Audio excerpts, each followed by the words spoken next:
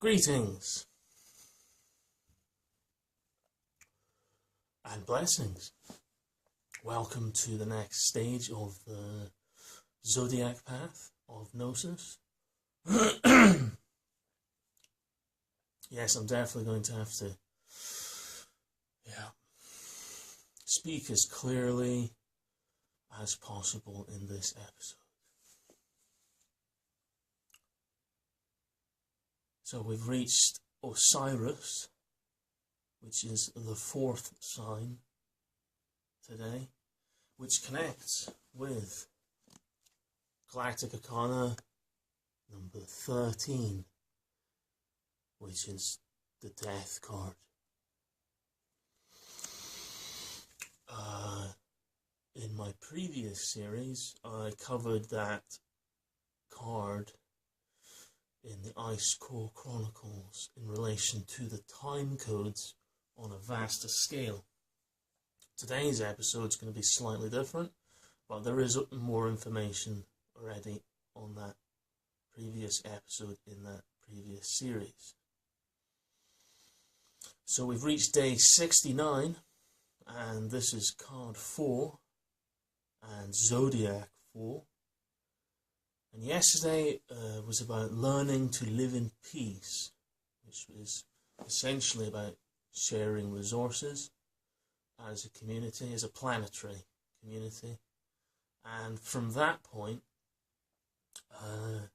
of reaching living in peace, the next step is to actually understand the foundations of natural law, which this pyramid is connected in the numbers. So we're talking about the four sides of the pyramid. Yeah. Indeed. So Osiris, the fourth sign, guardian of the underworld. This is the symbol here. Osiris in his crook and flail, which let's see what this crook and flail symbology represents. So, fourth card, Zodiac 4, Osiris, connected with the traditional sign of Pisces. Osiris occurs here as the archetypal god of resurrection. In this system, he symbolizes the complete cycle of birth, life, death, and rebirth. Again, fourfold in nature.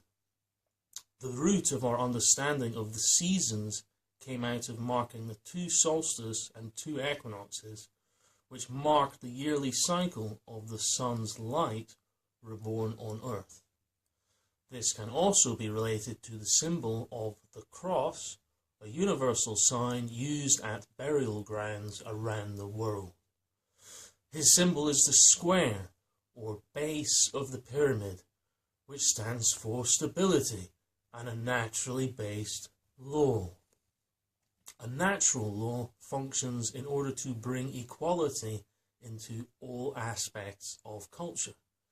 Osiris holds the crook and flail, ancient symbols of Egypt, indicating this power and rulership.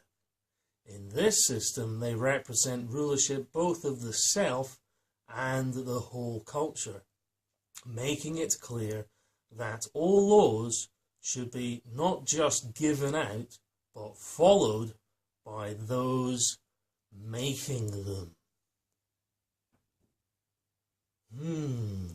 Interesting. That's an interesting challenge for the global community at our current state as a planet. Natural laws, making it clear that all laws should be not just given out, but followed by those making them. Wow. Interesting.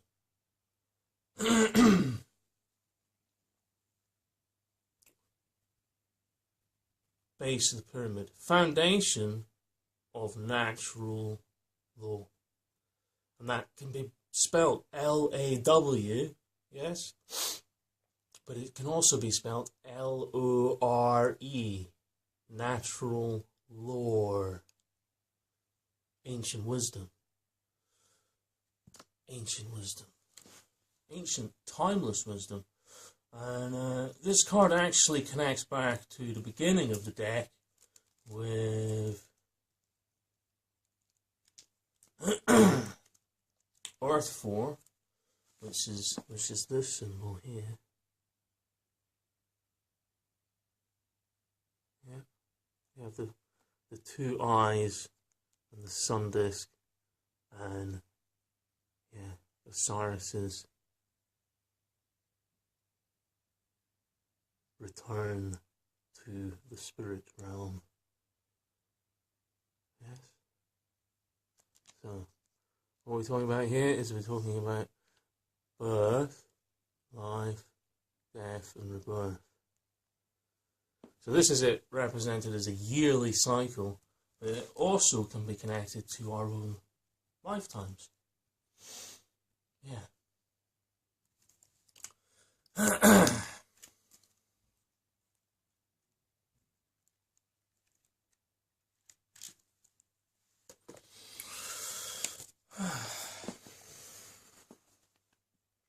So, what we've covered so far with Thoth, we had the fire of focus, which is the maths. Yeah. For life to evolve, there has to be the correct combination of galactic elements in the solar system for the next step, which is a bountiful Earth where life can evolve.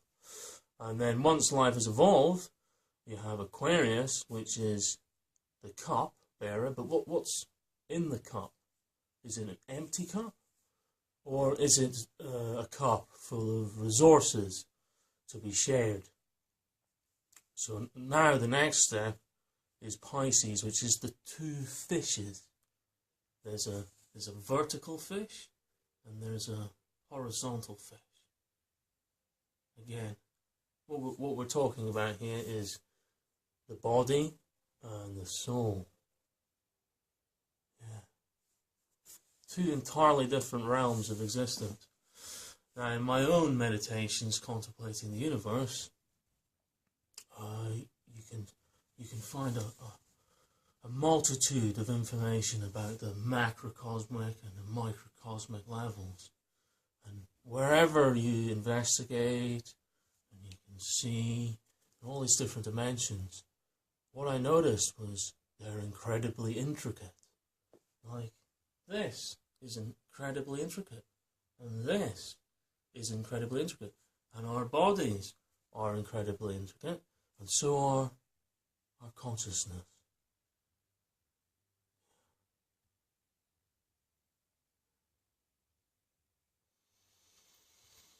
Oh.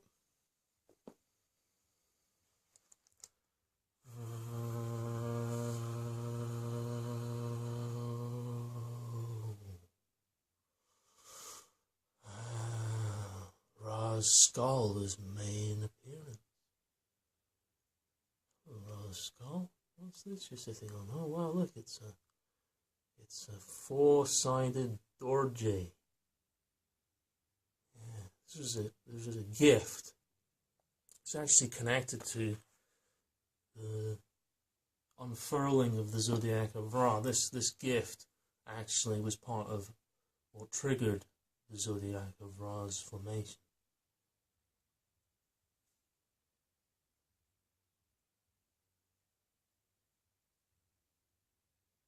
Hello everyone. Well, famous again. Check me out. Ra's skull. Well, I have many stories to tell. And I hope you pay attention and listen, because Ra's going to share with you his own personal story of where his deep reverence for nature originates, how it was sparked into greater awareness through his experience as a child. So please, if you can, just take a moment to reflect on these experiences of our lives, these deep spiritual experiences of our lives. They do seem to have an effect on the consciousness. So we're going to go back in time. Right. Okay. Thanks, Roscoe. Back in time.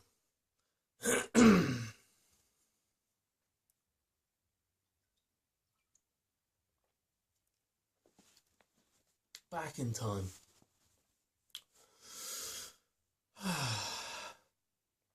So I was approximately the age 12 or 13, and it was the point in my life between leaving primary school and entering secondary school.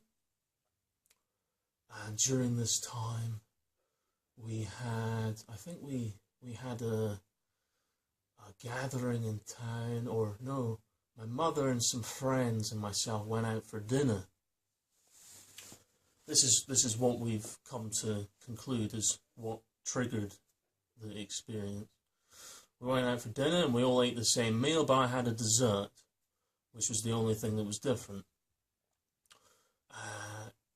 I got ill, but it was the most intense illness I'd had as a child. And obviously you have various illnesses as a child, but this one went on for 2 weeks. And during this 2 weeks, I lost probably about 2 stone. And I vividly remember at one point looking down at my hands, and they were like skeletons. There was very little, the bones were emphasized. My hands looked far more skeletal than usual. And I think this was also about the time when I actually puked up blood, which was pretty intense as a child. And so this all increased and reached the peak point after the 2 weeks, which would come to the conclusion that it was food poisoning. So at this peak point when, I probably wasn't eating, I think all I was doing was drinking water, I was very ill. And I had been for 2 weeks. Yeah. So there I was. And I was getting more ill. And my temperature was increasing to very high levels. Yeah. Now, while this was going on, my mother had been knocked down by a car a few years earlier, and due to not receiving a lot of help from traditional medicine, she'd been investigating alternative medicine, and through that she met dowsers and all different alternative medicine people, and she met international dowser who came to live with us for a while, and he happened to be living with us while I went through this experience. So there I was very ill, temperature was really high, and my mother decided to phone for an ambulance. Now, we lived out in the country, which is 20 miles from the major city where I live now, which is Edinburgh. We were out in East Lothian. So she phoned for an ambulance. Now, at that point, that day, I definitely remember being delirious and not actually recognizing who my mother was. And so while the ambulance was coming, out of desperation, my mother asked Frank, the international dowser, to come up and sit with me, because he performed energy healings as well as dowsing for water. People would phone him up and send him maps in the post. And they'd ask him to dowse for where the water was on their land. And he would find a point and then say, dig a certain amount. And he was known for this, so he would be phoned from across the planet to get his advice. This is the information that I remember from this experience. So there I was, delirious, not recognizing my mother, had been puking blood, lost 2 stone, very, very high temperature, enough for my mother to phone the ambulance, but the ambulance was taking quite a while. So there was Frank. And Frank came along and he sat with me. And during this period, this point between this timeless moment, being extremely ill, ambulance on the way, Frank coming to support me, sit with me. What I remember, and obviously I was told information afterwards as well, what I remember is, I remember leaving my body. Whether I actually remember leaving my body, I definitely remember at one point being detached from my body and being up in the corner of the room, looking down at myself and Frank. Yeah, even though I didn't know who everybody was, I saw someone sitting with me and someone coming in and out. Yeah, and that's where I sat. Yeah, that's where I sat, and I sat in this incredible state of peace, observing what was going on in a completely detached way. Okay, now that's a kind of intense experience to have as a child. What happened next is then, well, I leave it up to you to make your own judgment, make up your own mind about this experience, because there's all different experiences people have. You know, people actually leave their body and then, you know, there's various lights they see and they maybe go to the light and come back. Some people go to light and then further and then they meet relatives. And other people even go further than that. So there's like a whole spectrum of experiences. I don't remember going anywhere, but I do remember feeling completely detached from my body and looking down from the corner of the room. Yeah, at complete peace. An absolute peace.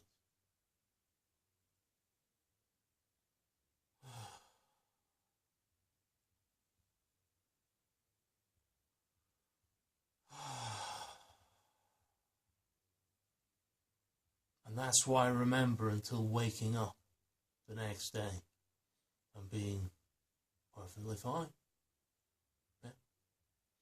And the next day, you know, obviously I was taken care of. The ambulance didn't need to take me anywhere. And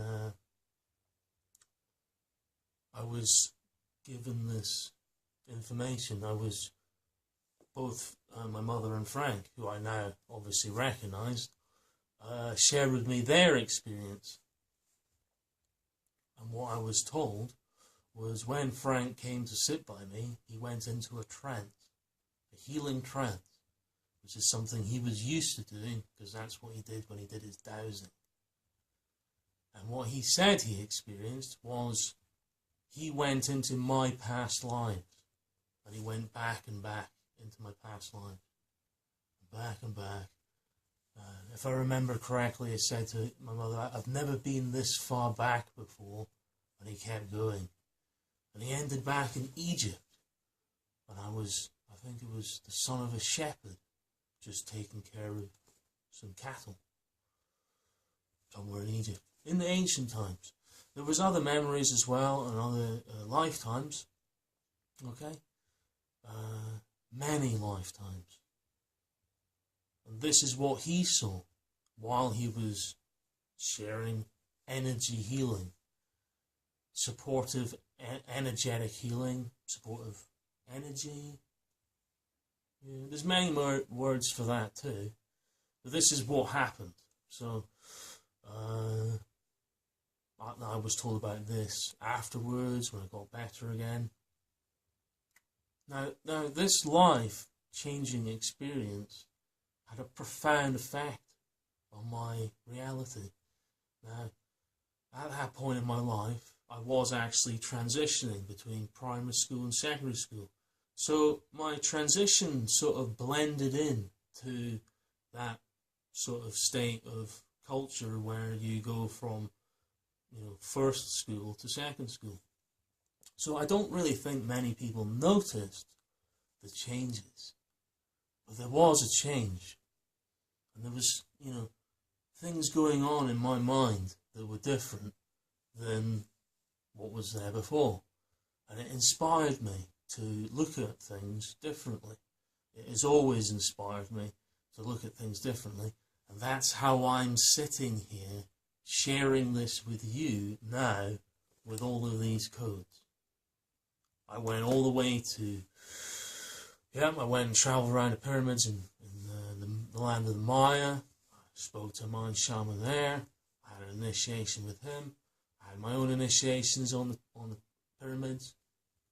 And all this maths of our ancestors just makes sense to me.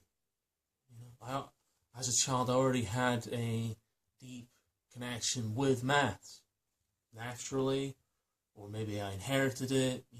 They say genetically it skips a generation. Who knows? I liked maths. It made sense to me. So now there was this other level to the maths, ancient maths, and pyramids, vast pyramids that nobody seems to be able to date exactly and precisely. Because how long does it take for granite, or whatever really solid stone the pyramids are made from, how long does it take for those to actually crumble to dust? Millions of years?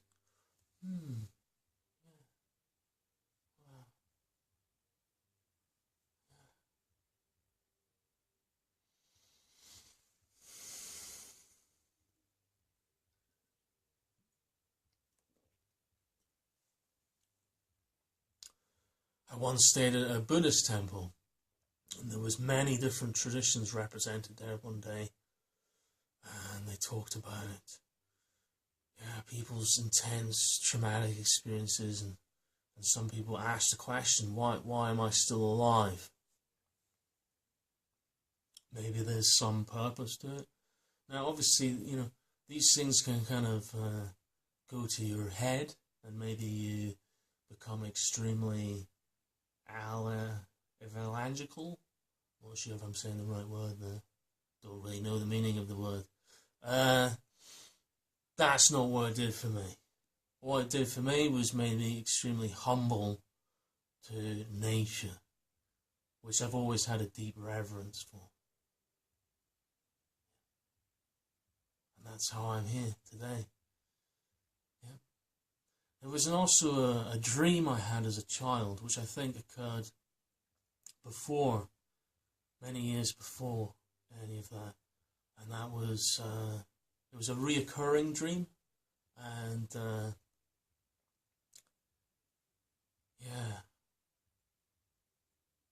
I would be a really small person, and I'd be walking up to this gigantic stone circle. And as I entered the stone circle, there would be this really loud bang, like a huge bell going bang, and it was like deafening, and the stones were like, 10, 20, 30 times as big as me. And as I got closer and closer to the middle, the noise would get louder and louder and louder, and to the point where such an intense sound, and the whole imagery would disappear, and then I'd be on the top of a cliff, looking down at the stone circle from high above, and I was sitting there having a snack or tea with my gran, and everything was peaceful, and we were just, in nature. I mean, bizarre, surreal experience, but that's what happened. And I would be having tea with my gran, and we'd be having tea for a bit, and then flash back to being minuscule, and walking up towards the stone circle. And as I go in, bang, and I get closer, and bang, and I get closer, and bang, and eventually, yeah, scenery disappears in an instant. Up on the cliff edge, having tea with Gran, looking down at the stone circle. And this went on. It was like a repeating dream that I sort of got stuck in sometimes as a dream, as a child. I think it got to the point where I was almost afraid of going to sleep sometimes, because I kind of sensed there was, oh, this dream's going to come back tonight, you know, and it was, yeah, intense dream, because it just kept on repeating, you know, and that was pretty intense. I just thought I'd share that with you. These are some of the things which occurred in my childhood, which I connect with Osiris, and I connect with the death card. Because do we really know? Do we have the scientific equipment to measure all these different states of consciousness? People are actually investigating things like this now, and I think there's research of information to do with microtubules in the brain, where they say the quantum barrier between consciousness and physicality meets. Yeah, these incredibly complex organs in our heads, yeah, are also vast, just like looking into a microscope and telescope out at the galaxy or inside cells or whatever you're looking at, microscopes. Yeah. Many years later, I went on my meditation journey, and I eventually changed my name. And what I found many years after that was the syllables that were in my name just so happened to match up with this ancient Egyptian system. Because I don't know if you can see it on here, but you have Ra, and then you have Atum, and then you have Osiris, and then Horus. So Ra, Cyrus is a syllable from each of these sacred names. Now, I wasn't aware of all these sacred names when I changed my name. Ra Cyrus actually was a vision I had at the end of many years of meditation, and it was actually a symbol of connecting two stars together. There was our sun, and there was Sirius, and there was a beam of light connecting the hearts of our sun and Sirius. Okay, that was the vision I received when I was asking about it. Yeah, embodying a frequency, embodying a name, an intentional name. That's what I received. The heart connection between our sun and Sirius. Ra, Cyrus. Yes, I took one of the I's out because at that point it sounded more like a name. Ra, Sirius. Yeah, it felt right to actually compress it into a name. Ra Cyrus. And that's how I became Ra Cyrus as well. I am part of these codes. This intentional name, this visionary name, is part of these codes.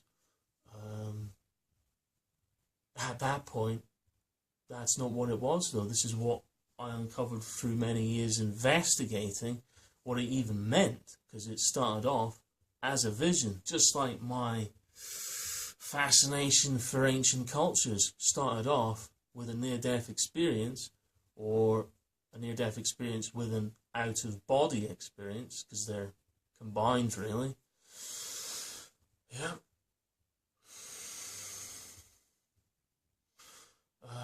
There are books written about these experiences. People talk about there's a natural release of DMT that can occur in these experiences. And these sorts of information I find fascinating, but I've never actually met anybody in person who I could talk to any of this about. So it's generally just been my own experience of trying to make sense of the experiences of my life. So, right. I am that I am. I have a piece of poetry, or a bit of an invocation that I'm going to share now, but the video camera turns off after about 31 minutes, so I'm not going to start it right now. I'll just turn the camera off and turn it back on again. So back in a second. Okay, so this is something I wrote when I was in a very multi-dimensional state of consciousness, and I wish to always remember that moment of consciousness. And it was about a sunspot cycle ago, so around 11 years or thereabouts before now.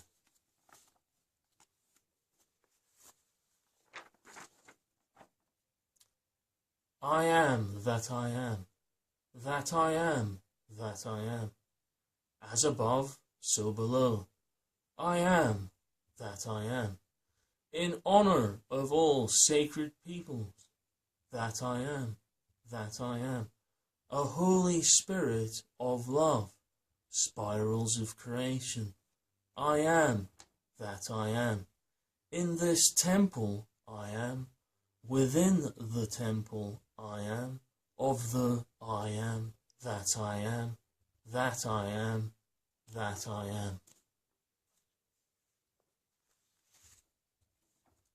I am of the light and the stars of the night.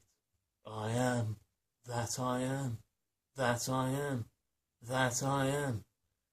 In my temple I am, that houses my kundalini, of the I am, that I am, that I am, that I am. I invoke my Merkaba of the I am, that I am, and my divine Ka channels of the I am, that I am, that I am, that I am. For I am that I am, a fully holographically integral, multidimensional being of the I am that I am, that I am, that I am. And from this place, I ask for karmic dispensation from the cacophony of corrupt hierarchies that transform as we speak, like a phoenix rises from its ashes of what it once was. I am that I am. I am that I am. In honor of the Holy Spirit of the I am that I am. Om Mani Padme Hum. Om Namah Shivaya. All the I am that I am. That I am. That I am. May all beings be happy. This is forever. Infinite time, infinite space, infinite peace. I am.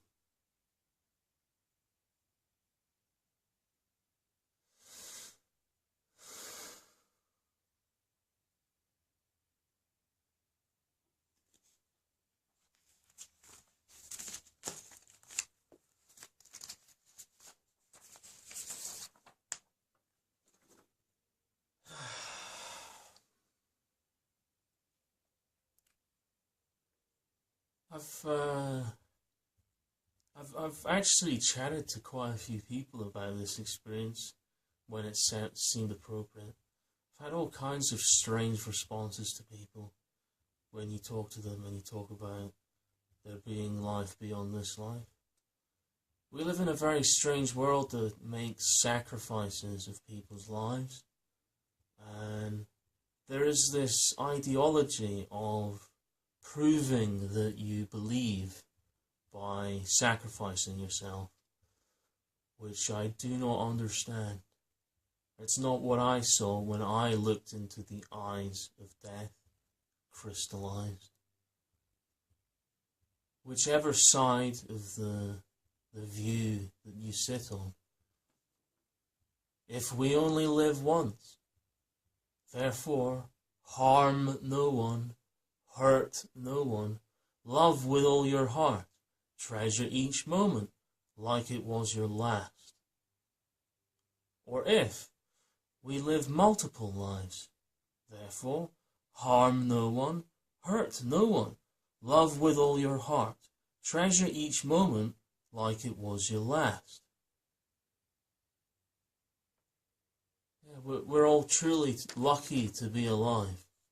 Yeah. Lucky to be alive.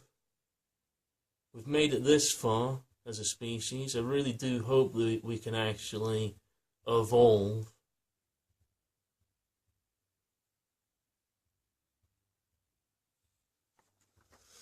That's what I hope this work is helping towards, is to evolve. And evolution involves communication on all levels as multidimensional beings. So, yeah, we can't leave a stone unturned. Yeah. Yeah. Yeah. So these are the things I have to share in relation to the death and rebirth card. The number 13 in working with the Mayan timing system, there is this 13-day wave spell, and this is in the modern interpretation. It has 13 stages, and there's a 1 and a 3, and a 1 and a 3, and a 1 and a 3, and a 1. 1, 3, 1, 3, 1, 3, 1.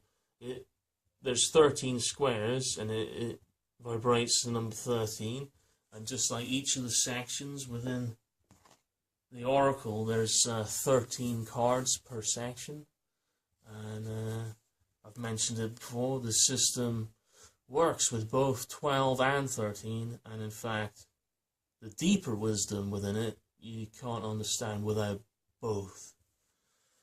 Now, when I was printing out my poem, I found in the folder on my computer this, which is just something I drew out one day, and it's a wave spell of 28, where you have 1, and then you have 8, and then you have 1, and then you have 8, and then 1, and then 8, and then 1. So it resonates to 1, 8, 1, 8, 1, 8, 1. And it has 28 sections. 8, 8, 8. Infinity codes. Yeah, so it's another infinity codes. Yeah.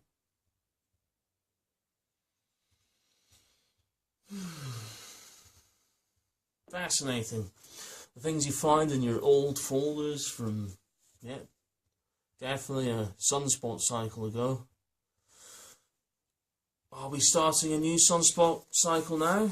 Is it going to be like the last one? Or the one before that? Or is it going to be a different sunspot cycle from quite a while ago? There's different opinions. Galactic Arkana number 11 specifically goes into sunspot cycles.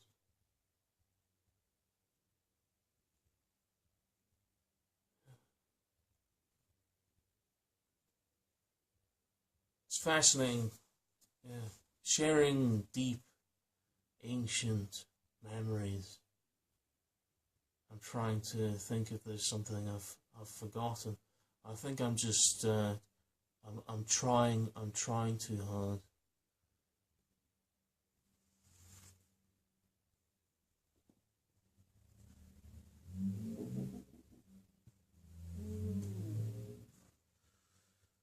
look, it's Obi-Wan Kenobi.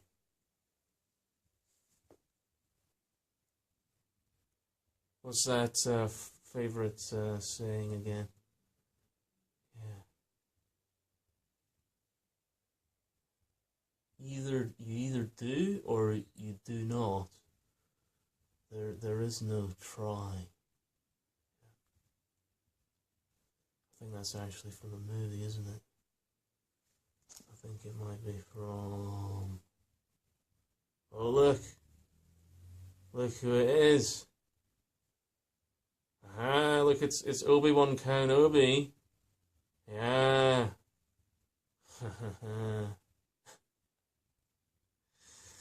Yeah. Memories from childhood. There we go. It's a pretty intense subject, really, if you want to go into it in great detail.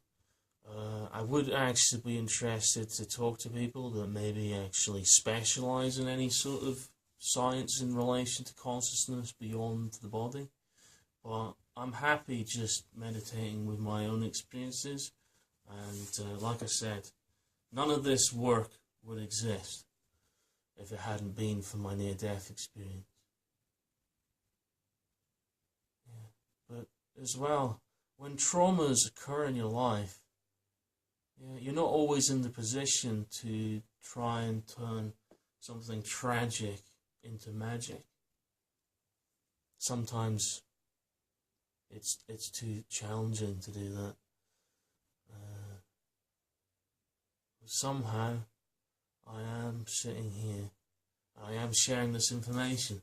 So I think I have managed to turn tragic into magic, and I truly hope that at least some part of this information helps to share wisdom and understanding, and ultimately helps us to have a deeper respect for nature, because nature rules, and a deep respect for our ancestors, because they actually have much wisdom to share. Thank you once again for watching, and lucky to be alive. Blessed be.